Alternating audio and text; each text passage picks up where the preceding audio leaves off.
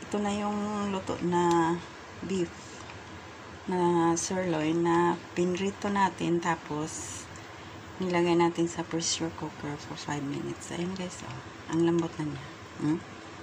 Ang lambot na niya. 5 minutes lang siya. Dinaan sa pressure cooker. So, set the timer for 5 minutes guys. Huwag sobrahan kasi maging orak-orak naman.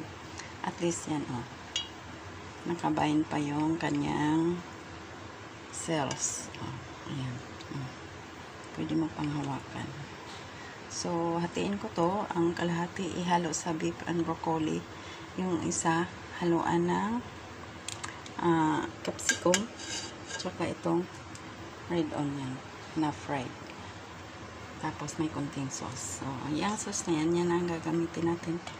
Nagdagan na lang ng konting cornstarch. So, that's it guys. Thank you so much for watching.